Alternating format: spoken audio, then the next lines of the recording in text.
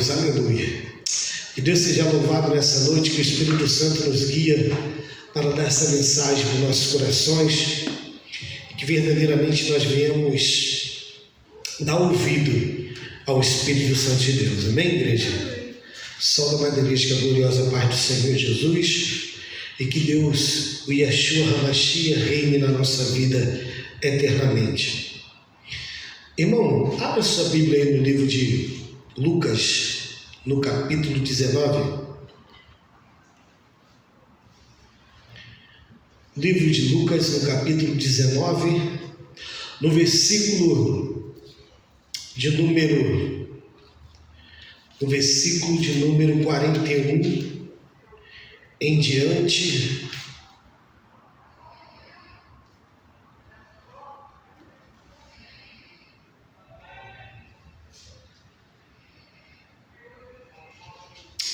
Diga amém.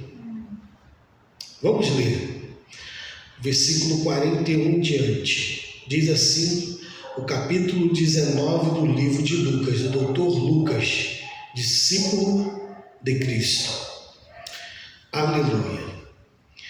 Versículo 41. E quando ia chegando, vendo a cidade, chorou sobre ela, dizendo: se tu conheceste também, ao menos nesse teu dia, ou que a tua paz pertence, mas agora isto está encoberto aos teus olhos, porque dias virão sobre ti, em que os teus inimigos te cercarão, de trincheira te sitiarão e te estreitarão de todos os lados, e te derrubarão, a ti e aos teus filhos que dentro de ti estiverem, e não deixarão em ti pedra sobre pedra, pois que não conheceste o tempo da tua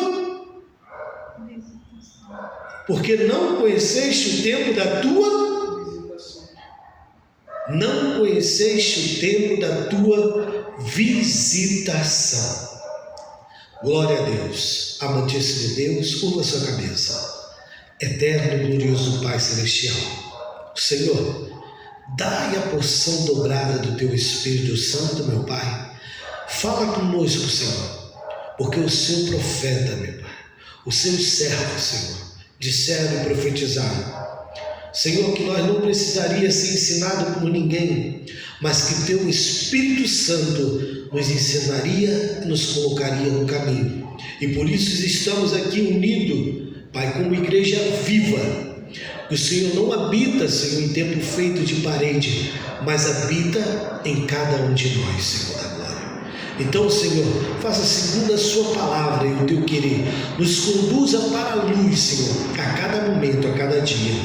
E que a sua palavra penetre em nosso coração. Amém. Glória a Deus. Aleluia. Aleluia. Emmanuel, glória a Deus. Irmão, nós lemos um texto aqui no livro de Lucas, ao qual Jesus entra, antes de entrar na cidade de Israel, antes de Jesus chegar no templo de Israel, antes de Jesus ser louvaciado pelo povo de Israel, Jesus ele olha aquela cidade de longe, e o primeiro versículo que nós lemos diz que Jesus ele chorou pelaquela cidade. Jesus, nesse exato momento, ele vê o que vai acontecer com aquela cidade, aonde ele olha aquela cidade luxuosa, rica, poderosa, aonde que Herodes já tinha reconstruído o templo de Salomão, aonde o sacerdote estava a todo vapor fazendo seus sacrifícios, aonde o povo estava ali adorando a Deus, pensando que estava adorando a Deus dentro do templo, ao qual nós lemos o texto. O próprio Jesus, quando ele entra na naquela cidade, esse texto mesmo vai dizer que Jesus ele vai direto para o templo e expulsa de lá quem vendia e quem comprava dentro do templo. Então, desde já, quem compra e vende a palavra do Senhor não vai herdar o reino do céu, porque quem está comprando também está comprando de uma meretriz, de uma prostituta. A Bíblia fala, pode um cego guiar outro cego? Não, ambos cairão no abismo. Então, por isso que quando Jesus ele entra dentro da cidade, ele vira e vai direto ao templo, e ali ele expulsa, faz o chicote e expulsa quem comprava e quem vendia. Chama aquele lugar de covil de ladrões. Então, quem está vendendo a palavra de Deus, logo após dessa mensagem, quem está vendendo a palavra de Deus não é o pastor da ovelha, mas são ladrões e salteadores. Porque Jesus, antes de subir, depois que ele ressuscita ao terceiro dia, ele dá uma ordem direta, Emmanuel, para o seu discípulo. E fala assim, olha, ide em toda a cidade e aldeia, pregai o evangelho, ressuscitar os mortos, paralítico andar, cego enxergar. Quando você chegar lá, não levai vosso cinto, nem ouro, nem prata, e também de graça recebei, de graça vocês vão dar isso tudo. Então a palavra de Deus não é para ser comercializada, a palavra de Deus é para ser dada. Então nós não estamos aqui para vender a palavra de Deus, nós não estamos aqui para negociar o que é salvação e o que não é salvação. Nós estamos aqui para dar luz à verdade do Evangelho de Cristo. Quem quer glorifica a Deus nessa noite, porque Ele se faz presente no nosso meio. Então Jesus, quando Ele olha para aquela cidade, Ele chora para aquela cidade. Mas por que Jesus chora? A Bíblia vai declarar que João Batista, ele foi o último dos profetas. E quando nós pegamos esse texto, parece que ele foi o último profeta que houve na face da terra. Mas qual era a qualidade do profeta, Emmanuel? A qualidade do profeta era ele receber de Deus, o Espírito de Deus vinha sobre ele, e ele passar para o povo, anunciar a palavra de Deus para o povo que estava cativo, ao povo que estava preso. Assim como Deus anunciou, chamou justamente o profeta para ir à cidade de Nínive. Então aquele profeta profetizou a palavra de Deus para a cidade de Nínive para ela se arrepender. Então aqui Deus agora está falando que o último profeta que veio à terra justamente foi profeta para Israel, a cidade que negou o Senhor. Por isso que ele chora. A Bíblia vai falar que se pelo menos hoje reconhecesse a quem servia a sua paz, vocês, pelo menos hoje, se eles reconhecessem o Senhor que estavam visitando, se pelo menos hoje eles olhassem para Cristo como o único suficiente Salvador, não viria a destruição. Por que o João Batista foi o último profeta, irmão Luciano? Porque desde quando o povo saiu do Egito, a Bíblia vai declarar que Deus mandou incessantemente profeta para anunciar a Israel o que eles estavam praticando de errado. A Bíblia vai declarar que Deus mandou Isaías, Jeremias, Ezequiel, Deus mandou Obadia, Deus mandou Amós, Deus mandou Oséias. Então a Bíblia vai declarar que Deus mandou esse profeta, mas Jesus, quando ele entra em cena, ele fala assim: Jerusalém, Jerusalém, que mata os meus profetas e apedreja quem são enviados. Por isso que quando os escribas e os fariseus daquela época falam assim: mostra, dá um sinal que você é o Messias. Aí ele fala o quê? O único sinal que eu lhe dou é o sinal de Jonas, que passou 3 dias no ventre de um peixe. E assim vocês vão ver que o Filho do Homem passará 3 dias e 3 noites no seio da terra. Esse é o sinal que eu mostrarei a Israel. Então ele mostrou a Israel como que era o sinal que o Filho do Homem verdadeiramente veio salvar. Mas mesmo assim, se a gente olhar hoje para o povo judeu, eles acreditam em Cristo? Não. Mas por que eles não acreditam em Cristo? Porque ali os entendimentos deles estavam errados. A Bíblia vai declarar nesse texto que eles estavam com o véu, assim como o apóstolo Paulo fala. No livro Verdadeiramente de Coríntios, o apóstolo Paulo fala: quando o povo judeu se converter, o véu será retirado. Que véu era esse? O véu da lei de Moisés. Então o povo, eles tinham um ensinamento da lei. O povo, ele estava com uma doutrina, eles estavam já com uma religião implantada dentro de Israel. Tu pode ver que quando Jeremias ele começa a pregar para o povo, ninguém dá ouvido para Jeremias. Isaías, muito menos. Por quê? Jeremias, sendo filho de Ilquias, sumo sacerdote, a Bíblia vai declarar que Jeremias prega contra agora tudo que eles estão fazendo. E Isaías, muito menos. Então nós podemos ver que Deus ele teve misericórdia daquele povo até a vinda de Jesus Cristo. Por isso que ele fala que João Batista foi o último profeta. E qual foi a condenação daquele povo?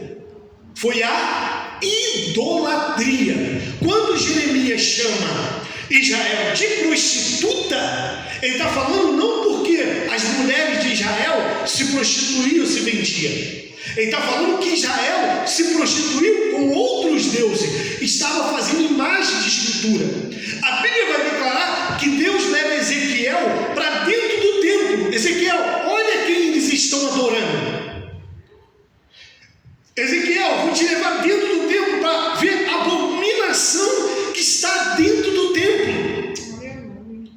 E Ezequiel é levado dentro do templo, e quando ele é levado, Emanuel, ele vê lá vários tipos de répteis, vários tipos de animais sendo adorados como deuses.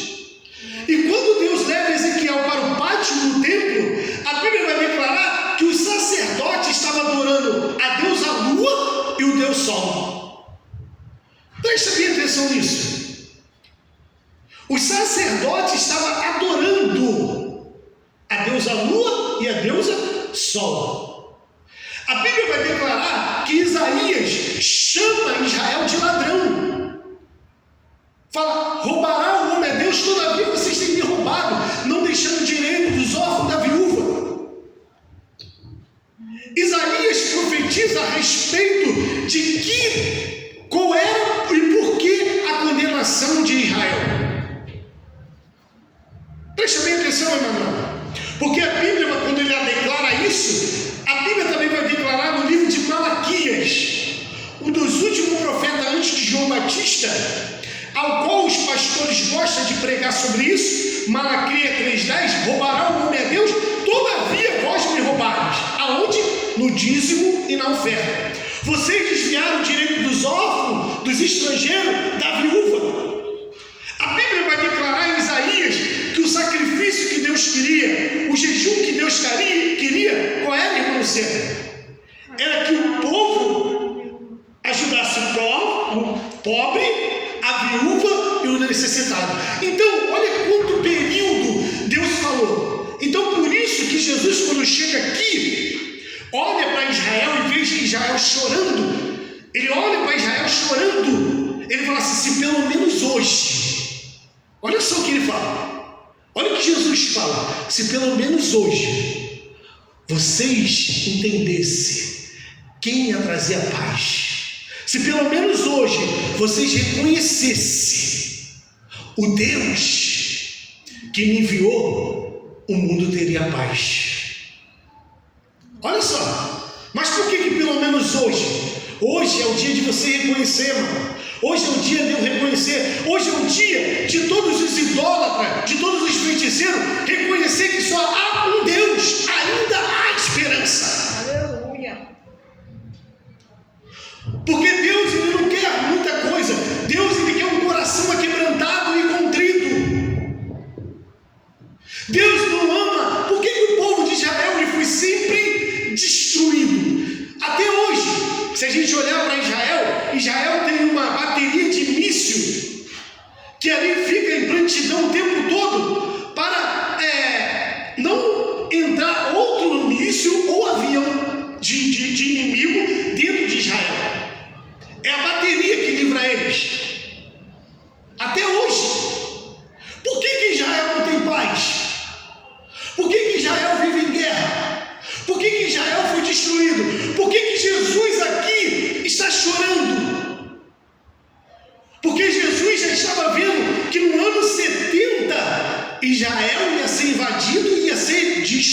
vida. Então hoje, por que você acha, irmã Luciane, que o mundo está sendo destruído? Por que você acha que o planeta Terra está sendo destruído? Por que você acha que veio o mal sobre Petrópolis? Por que você acha que várias cidades estão sendo enchentes? Por que você acha que está havendo muita morte, muito roubo? Por quê? Por que você acha que veio o Covid? Por quê? Porque o povo está agradando a Deus? Não, é porque o povo está se afastando cada vez mais de Deus. Porque se eles reconhecessem Deus como o único, suficiente Salvador da nossa vida, nada disso estaria acontecido. Porque o profeta Samuel, ele falou que verdadeiramente a coluna, o alicerce da terra está na mão de Deus. Samuel falou isso. O alicerce da terra está na mão de Deus. Então, se está na mão de Deus, o que acontece? Não vai acontecer nada se a gente servir a Deus. Mas quando a gente se afasta de Deus, Deus se afasta do homem. Aí querem culpar a Deus. Mas tudo isso veio porque Deus, mas se está no controle de Deus, por que Deus não interveio? Por que Deus não mudou a história? Por que Deus deixou vir efeito gente? Porque o povo se afastou de Deus. O povo se afastou das leis de Deus. O povo deixou os mandamentos de Deus. A Bíblia fala no livro de Coríntios que os afeminados, os maldizentes, os fornicadores não herdarão o reino do céu. Por que a cidade de Sodoma e Gomorra ela foi destruída, irmão Luciano? Por quê? Porque aqueles homens daquela cidade, para se viver naquela cidade, eles tinham que pagar um tributo para ser homem e para ser mulher. Porque se não fosse pagar esse tributo, você tinha que se deitar homem com homem, mulher com mulher. Então quer dizer, o mundo hoje está pior do que Sodoma e Gomorra. Você vê casamento entre homens e homens, mulheres com mulheres, quando é abominável diante de Deus. A Bíblia vai falar que quando os anjos foram lá pegar Ló, a Bíblia vai declarar que os homens cercaram a casa, porque os anjos eram muito bonitos. Os homens cercaram a casa e falaram: bota esses homens para fora. Ei, Luciano, bota esses homens para fora, para que a gente deita com ele. E Ló foi lá tentando, para não acontecer aquela abominação. Ló foi lá e falou: não, eu tenho duas filhas aqui que não conhecem homem, eu boto ela para fora, elas são lindas. Não, nós queremos esse homem aí. Olha a abominação. Então tudo que é abominável está na Bíblia. Tudo que é condenável diante de Deus está na Bíblia. Não é a gente que condena, não é o cristão que condena, não é o pastor que condena, mas é a palavra do Altíssimo que desce direto do céu para a nossa vida. Aí fala assim: pô, mas você está me condenando porque eu sou macumbeiro, porque eu sou feiticeiro, porque eu sou idólatra? Não, não sou eu que estou te condenando. Quem vai te condenar no último dia e te acusar é o mesmo que você serve, é Satanás.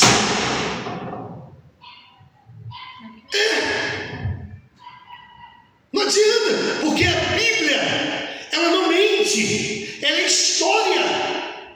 São os primeiros povos que viveram nessa terra. Uma coisa que Deus abomina é a idolatria.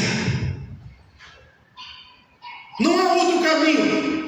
Jesus falou assim: eu sou o mediador entre Deus e o homem. Jesus falou.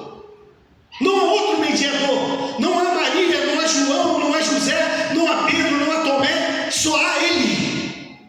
Se João estivesse aqui, se Maria estivesse aqui, se apóstolo Paulo estivesse aqui, não ia permitir que homens alguns se prostrassem diante dele e pedissem alguma coisa. Porque eles não aceitavam a adoração. Eles não gostavam de ser adorado. Olha só, nem os anjos do céu, Emanuel, nem os anjos do céu, eles gostam e permitem ser adorado. Porque adorado só há o Senhor dos Senhores, o Rei dos Reis, aquele que habita no esconderijo do Altíssimo, a sombra do Onipotente descansará. Direi o Senhor: Ele é o meu Deus, o meu refúgio, é a minha fortaleza. É Ele. Quando os anjos veio, se apresentou para João na ilha de Patmos, João, ele vai se prostrar diante dos anjos. Os anjos falam assim: não se prostra diante de mim não, que eu não posso ser adorado só a um. Tem pessoas se prostrando diante de imagem, tem pessoas se prostrando diante do santo, tem pessoas se prostrando diante de tudo, mas não se prostra diante do Deus vivo. Hein? Não se prostra. Não conhecereis a verdade vos libertará. Jesus, ele estava chorando, irmãos. E olha a palavra dele: se ao menos no dia de hoje reconhecesse e soubesse da onde viria a sua paz, se ao menos no dia de hoje você reconhecer Jesus Cristo como o único suficiente Salvador da sua vida, a sua alma não vai ser destruída. Hein? Ah, mas eu vivo bem, eu tenho carro, eu tenho família, eu tenho saúde. Mas nós não pregamos isso. Pregamos é que tem uma vida após a morte. Ah, mas eu vivo minha vida tranquila. Pode viver aqui. Pode viver aqui. Mas e depois, após a morte? Para onde você vai? E vou te provar que Deus tem misericórdia na sua vida ainda. Por que Jesus chorou, irmão? Jesus sabia que a cidade, irmão, não ia reconhecer ele. Jesus sabia que ele ia ser crucificado, Luciano. Jesus sabia que ele ia ser escarnecido dentro de Israel. Jesus sabia que ele ia ser ganhar uma bufetada na cara, ia ser cuspido na cara dele pelos sacerdotes. Jesus sabia que o povo não ia reconhecer ele como o único suficiente Salvador da vida dele. E ele chorou. Mas mesmo assim, irmão Luciano, ele não deixou de entrar na cidade. Mesmo assim, irmão, olha o amor de Deus, irmão. Então, irmão Luciano, nós não temos que deixar de pregar a palavra. Uma hora, o coração duro, ele vai ser quebrado. Jesus sabia que o povo de Nazaré ia expulsar ele de lá, mas mesmo assim ele não deixou de entrar de Nazaré. Ainda que você não venha aceitar Jesus, ainda que você não venha reconhecer ele, Deus ainda te ama e ainda te espera, e por isso nós estamos pregando e anunciando o Evangelho da graça de Deus. Agora, Israel não escutou uma profecia que ele fez 40 anos antes de Israel ser destruída. Ei, irmão Luciano, Israel não escutou, irmão. Ele profetizou que a cidade ia ser tomada, o templo ia ser destruído, os filhos de Israel iam ser destruídos, os seus filhos iam ser mortos. Ele profetizou e aconteceu. No ano 70 foi tudo destruído.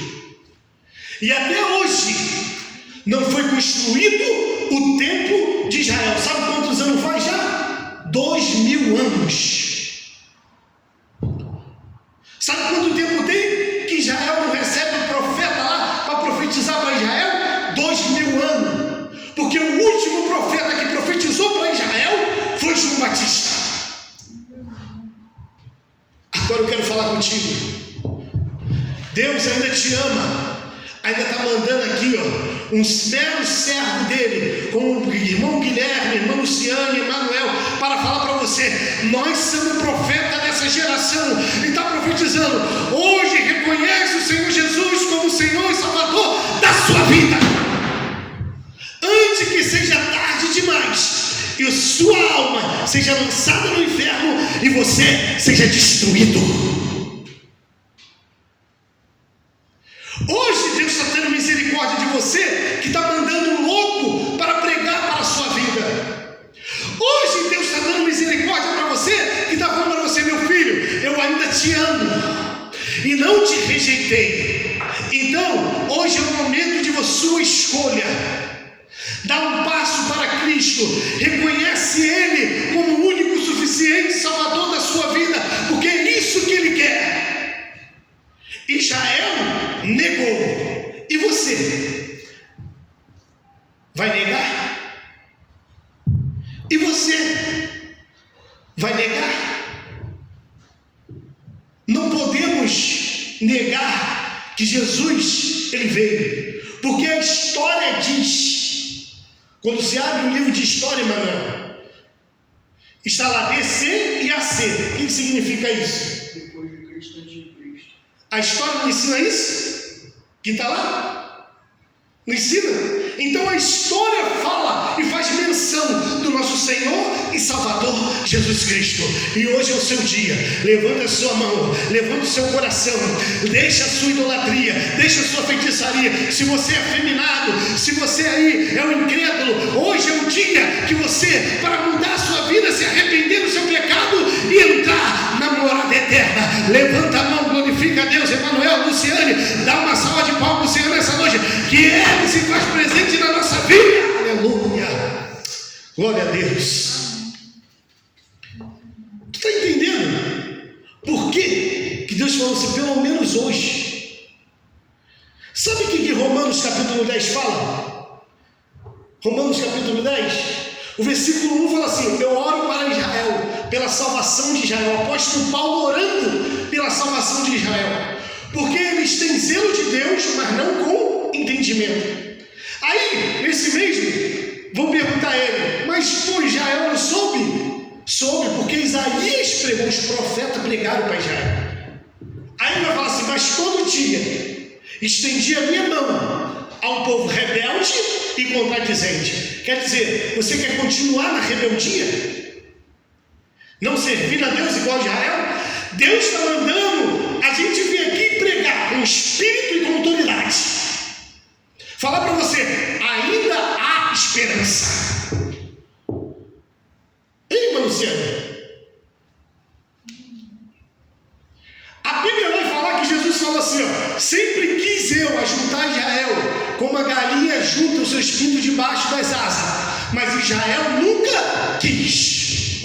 Hoje Deus está falando para você, Deus está querendo cuidar da sua vida, cuidar da sua família e te mostrar coisa mais excelente. Se curva diante dele e deixa Deus trabalhar na sua vida, em nome do Senhor Jesus Cristo. Hoje é o dia, mano, de nós se arrepender. Hoje é o dia da gente dar mais um passo para Cristo. Hoje é o dia de mudar a história.